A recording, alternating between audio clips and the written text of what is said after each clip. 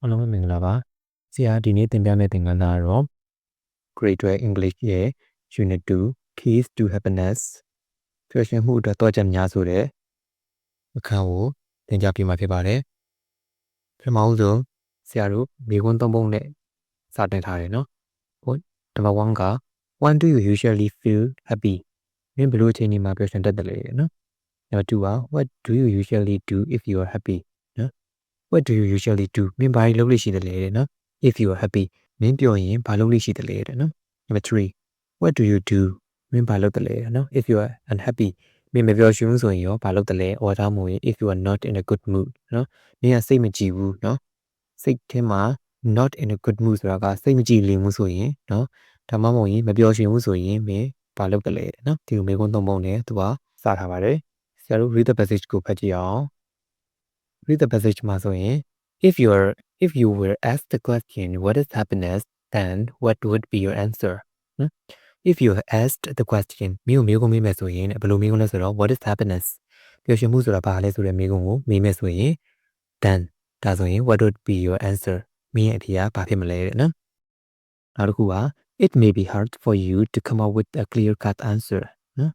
it may be hard ခက်ခဲနိုင်တယ် for you မင်းတို့ခက်ခဲနိုင်တယ်နော် to come up ဆိုတာကပေးဖို့ဒီမှာ come up ကိုပေးဖို့လို့ဘာသာပြန်မယ်နော်ဆရာတို့ come up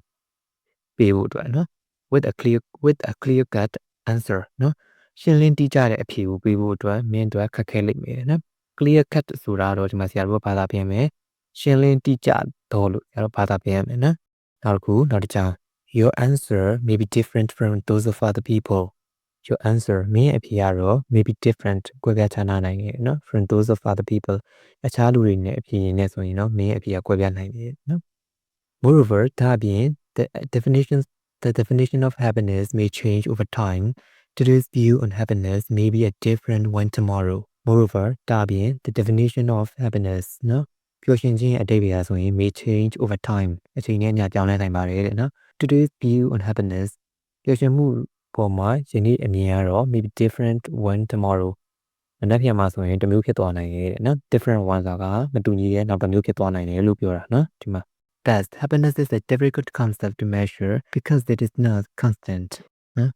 Thus ဒါကြောင့် happiness is a difficult concept နော်ဒါပျော်ရွှင်မှုဆိုတာခက်ခဲတဲ့သဘောတရားတစ်ခုဖြစ်တယ်နော် to measure တိုင်းတာဖို့အတွက်နော်တိုင်းတာဖို့အတွက်ခက်ခဲတဲ့သဘောတရားတစ်ခုဖြစ်တယ် because ဘာကြောင့်လဲဆိုတော့ it is not constant ဒါကဒီတသမတ်တည်းမဟုတ်ဘူးเนาะမတည်မြဲဘူးဒါပြ constant ဆိုတာကဒီမှာမတည်မြဲသောအရာတသမတ်တည်းမဟုတ်သောအရာเนาะဒါကိုဆိုလိုတာဖြစ်တယ်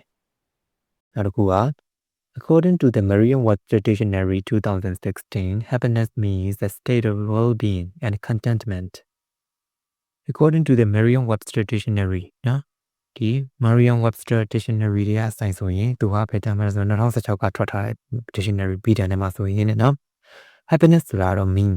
တဲ့ပဲဆိုလိုပါတယ်နော် a state of being a state of well being ချမ်းသာဒုက္ခရှိတယ်ပြီးတော့ contentment တင်းတိမ်ရောင်ရဲခြင်းနော်ချမ်းသာဒုက္ခရှိခြင်းနဲ့တင်းတိမ်ရောင်ရဲခြင်းဆိုတဲ့အဓိပ္ပာယ်ဆိုလိုပါတယ်တဲ့နော်အခြေအနေတစ်ခုလို့ဆိုလိုပါတယ်တဲ့နောက်တစ်ခုက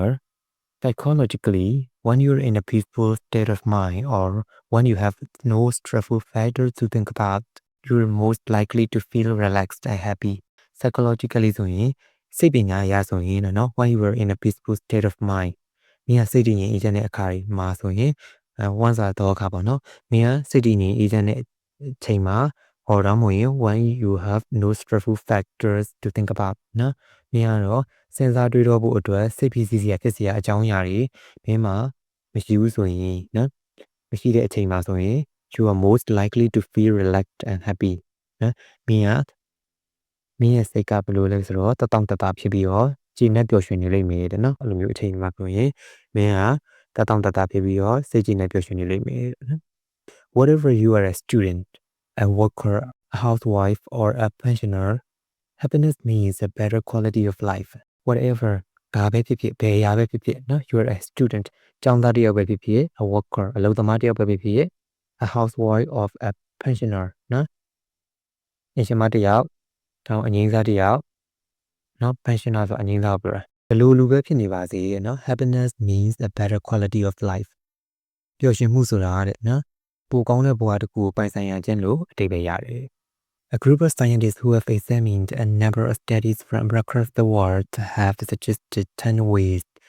to achieve happiness. A group of scientists သိပ္ပံပညာရှင်တွေနော် who have examined စမ်းစစ်လေ့လာနေတဲ့လူတွေ a number of studies နော်လေ့လာမှုများစွာကို from across the world ကမ္ဘာတစ်ဝန်းလုံးကနေပြီးတော့နော်အဲ့လိုသိပ္ပံပညာရှင်တွေကနေပြီးတော့ have just suggested အကြံပြုခဲ့တဲ့ 10 ways နည်းလမ်း10ခုကို to achieve happiness ပျော်ရွှင်မှုတွေရဖို့အတွက်နည်းလမ်း10ခုကိုအကြံပြုထားတယ်တဲ့နော် suggested ဆိုတာကအကြံပြုတင်ပြထားတယ်ကဲအဲ့ဒါတွေကဘာဖြစ်မလဲဆိုတော့ပထမဆုံး number 1 ချက်ကိုကြည့်အောင် have a good relationship with friends and family နော်ဒီဆိုတဲ့ငွေချင်းတွေနဲ့မိသားစုတွေနဲ့ကောင်းမွန်သောဆက်ဆံရေးထားရှိပါတဲ့နော် It seems reasonable to assume that what makes people really happy is their relationships with others နော် It seems reasonable to assume that နော်တင်လျော်ယူဆနိုင်နေတယ်နော်ဘယ်ဟာတွေကလဲဆိုတော့ what makes people really happy နော်သူတွေကိုအမှန်တကယ်ပျော်ရွှင်အောင်လုပ်ပေးနိုင်တဲ့အရာနော်အဲ့ဒါတော့ is their relationship with other သားလူတွေနဲ့ဆက်ဆံရေးဖြစ်ပါတယ်တဲ့နောက်တစ်ခု having a wide circle of friends and family is more enjoyable than having a lot of money having a wide circle of friends and family နော်တကယ်ချင်းနေနဲ့မိသားစုတွေနဲ့ a wide circle ဆိုတာတိုက်ဝန်းရှိနေတာနော်အဲ့လိုရှိခြင်းရတော့ is more enjoyable ပို့ပြီးတော့ပျော်ရွှင်စရာကောင်းတယ် than having a lot of money ပတ်စံနေအများကြီးရှိတာထက်ပို့ပြီးတော့ပျော်ရွှင်စရာကောင်းတယ် In addition, people with large families and lots of close friends are happier than people who live on their own. In addition, ဒါပြင်နော် people with large families and lots of close friends. Large families ဆိုတာကကြီးမားသောမိသားစုတွေ lots of close friends ဆိုတာကရင်းနှီးသောမိတ်ဆွေအများပြားနော်ဒါရင်းနဲ့ဆိုအများကြီးဆိုတာဆွေမျိုးမေးတင်ကအများပြားသူတွေပြောတာနော်အဲ့လိုမျိုးအများကြီးနဲ့ရှိတဲ့လူတွေကတော့ are happier ပို့ပြီးတော့ပျော်ရွှင်တယ် than people who live on their own သူတို့တယောက်တည်းတည်တတ်နေတဲ့သူတွေတို့ကသူတို့ပြောပြီးတော့ပျော်ရွှင်ကြတယ်နော် Sometimes you may not be in a good mood or may feel depressed Sometimes တခါတည်းမှာဆိုရင်နော် you may not be in a good mood မင်းကတော့စိတ်မကြည်မသာဖြစ်နေ or down may feel depressed မင်းစိတ်တက်ကြတာကြီးခံစားနိုင်ပါတယ်တဲ့ At that time if you hang out with friends or spend time with your family your stressful feelings will be released at that time အဲ့ဒီအချိန်မှာဆိုရင်နော် if you hang out with friends မင်းရဲ့တငယ်ချင်းတွေနဲ့မင်းကအချိန်ပြုံးလိုက်မယ်နော်အချိန်ပြုံးလိုက်မယ်ဆိုရင် or spend time with your familyမင်းရဲ့မိသားစုနဲ့အချိန်ကုန်သွားမယ်ဆိုရင် your stressful feelings မင်းရဲ့ဒီစိတ်ဖိစီးမှုဝေဒနာတွေက will be released တတရသွားလိမ့်မယ်တဲ့နော် It has even been suggested that a happy home life and good friends can protect against illness. It had even been suggested, no? ဒီစံပြုထားပါတယ်တဲ့နော် A happy home life. ကြော်ကြကောင်းတဲ့မိသားစုပေါ်ကလေးပြောတာ The good friends မိတ်ဆွေတငယ်ချင်းကောင်းနေနော်ဒါရရ can protect ကာကွယ်ပေးနိုင်တဲ့ against illness. ဒီပကောင်းဖျားနာခြင်းတွေမဖြစ်အောင်တော့မှပဲကာကွယ်ပေးနိုင်တယ်လို့သာအကြံပြုထားသေးတယ်တဲ့နော်ဘောသိပ္ပံပညာရှင်တွေကနံပါတ်1ချက်ကိုဆရာတို့ကြည့်ကြအောင် Love your work and enjoy what you are doing နော် Love your work မင်းရဲ့လုပ်ကိုချစ်ပါပြီးတော့ enjoy what you are doing မင်းလုပ်နေတာကိုနှစ်သက်ပါတယ်နော် Some people feel passionate about their work and love what they are doing နော် Some people ချို့သောလူတွေကတော့ feel passionate about their work သူတို့ရဲ့လုပ်ကိုသူတို့ဟာနော်အင်မတန်နှစ်သက်တယ် be passionate ဆိုတာတော့ဆရာတို့ဒီမှာဆရာထက်တန်ပြင်းကြတယ်ပေါ့နော်သူတို့ရဲ့အလုပ်ကိုသူတို့ကဝါသနာပါတယ်ဒါကိုပြောတာပြီးတော့ love ချစ်ကြတယ် what they are doing သူတို့လုပ်နေတဲ့အလုပ်ကိုသူတို့မျက်နှိုးကြတယ်ချစ်မျက်နှိုးကြတယ်နော်ဒါပြောတာ in fact တကယ်တော့နော် job satisfaction and career success are important factors for your happiness နော် job satisfaction လုပ်ငန်းခွင်မှာကျေနပ်ပျော်ရွှင်ခြင်းနော်ပြီးတော့ career success အသက်မွေးကြောင်းလုံးမှာအောင်မြင်တာတွေနော်ဒါတွေကတော့ important factors for your happiness နည်းပျော်ရွှင်မှုအတွက်အရေးပါတော့နော်အရေးကြီးတဲ့အချက်လက်တွေဖြစ်ပါတယ်တဲ့နော် For example ဥပမာအဖြစ်နော် you tend to achieve happiness when you can accomplish the tasks you have undertaken or when you become prosperous while doing the work you enjoy နော် you tend to achieve happiness နော်မြင်ပျော်ရွှင်မှုကိုရနိုင်တဲ့ဘယ်ချိန်မှာလဲဆိုတော့ when you accomplish the task မြင်တာဝန်လုပ်ငန်းတာဝန်တွေပြီးစီးသွားတဲ့အခါနော် accomplish ဆိုတာကပြီးစီးသွားတာ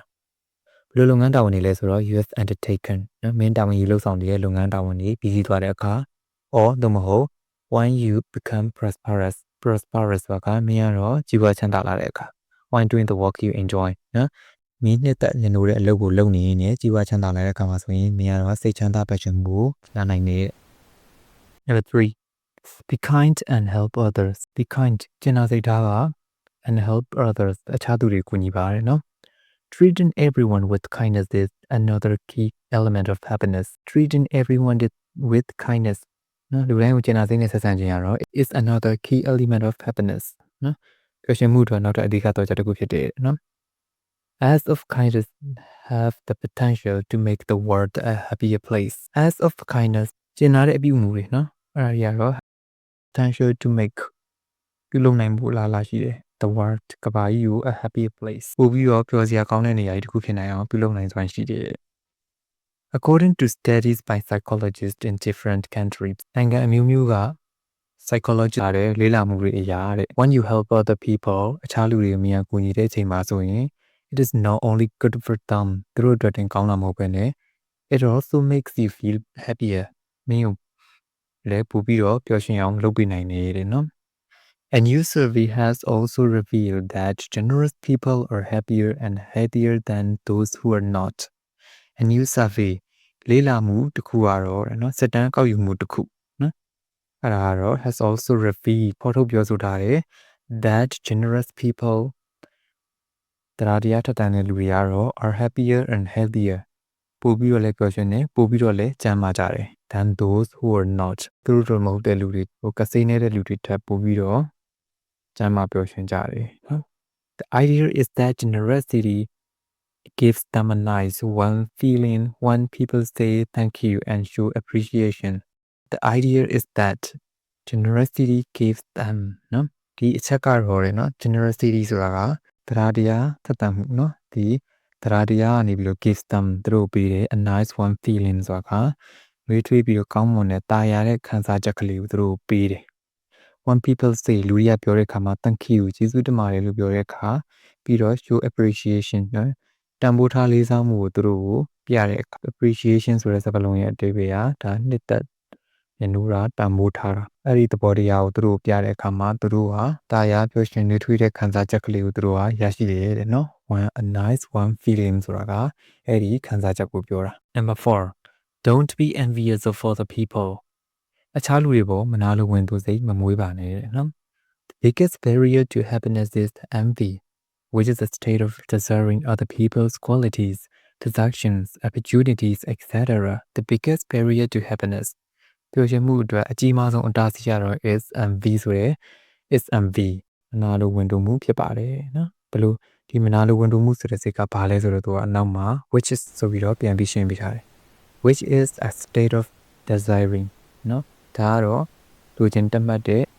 အခြေအနေဖြစ်တယ်။ဘာလို့လဲဆိုတော့ other people's qualities အခြားလူတွေရဲ့အရေးအသွေးတွေ possession ပိုင်ဆိုင်မှုတွေ opportunities ခွင့်လန်းတွေနော်ဒါတွေကိုလူချင်းတက်မှတ်တဲ့မနာလိုဝင်တူစိတ်ဖြစ်တယ်။ In your school or workplace, you will find yourself around people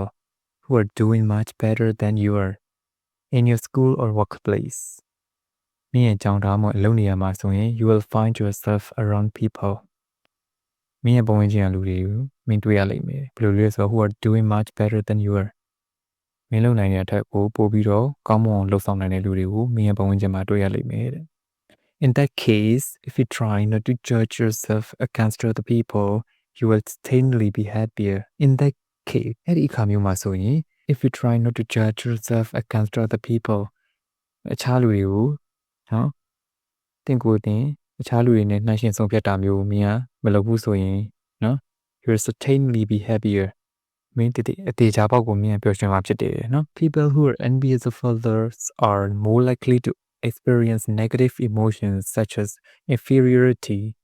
dejection, depression. People who are envious of others အခြားလူတွေကိုမနာလိုဝင်တူတဲ့လူတွေကတော့ are more likely to experience နော်တွေ့ကြုံခံစားရတဲ့ပို့ပြီးတော့နေသက်တယ်။ဘာတွေတွေ့ကြုံခံစားနိုင်လဲဆိုတော့ negative emotions မကောင်းတဲ့ဆိုးရတဲ့စိတ်ခံစားချက်တွေနော် such as ကဲ့သို့သော inferiority တင်ငယ်ရာတွေ dejection ဆိုတဲ့စိတ်ပြက်လက်ပြက်ဖြစ်တာတွေ depression ဆိုတဲ့ ဒီစိတ်သက်ကြတာလေဒါတွေကိုခံစားနိုင်တယ်နော် The best thing you should do is trying to replace envy with such positive emotions as sympathy or empathetic joy. The best thing you should do mean လုပ်တဲ့အကောင်းဆုံးအရာတော့ is trying to replace အစားထိုးဖို့ကြိုးစားမှာဖြစ်တယ်ဘာလို့လဲဆိုတော့ envy မနာလိုဝင်တိုစိတ်ကို with such positive emotions နော်ကောင်းမွန်တဲ့စိတ်ခံစားချက်တွေနဲ့နော်အစားထိုးဖို့မင်းကြိုးစားမှာဖြစ်တယ်ဘလို့စိတ်ခံစားချက်တွေဘလို့ကောင်းမွန်တဲ့စိတ်ခံစားချက်တွေလဲဆိုတော့ sympathy or empathetic joy နော်တနာကျင်နာခြင်းတွေစာနာနာနဲ့ပေးခြင်းနဲ့ဒီလိုမျိုးကောင်းမွန်တဲ့စိတ်ခံစားချက်ကလေးနဲ့မြတ်အစားထိုးဖို့ကြိုးစားရမယ်နော်ဆရာဒီကန်သင်ခန်းစာကိုဒီမှာပဲခဏရပ်ပြီးတော့နောက်ထပ်ဒုတိယပိုင်းကိုတော့နောက်ဗီဒီယိုတစ်ပုဒ်မှာဆက်လက်ပြီးတင်ပြမှာဖြစ်ပါတယ်အားလုံးကျေးဇူးတင်ပါတယ်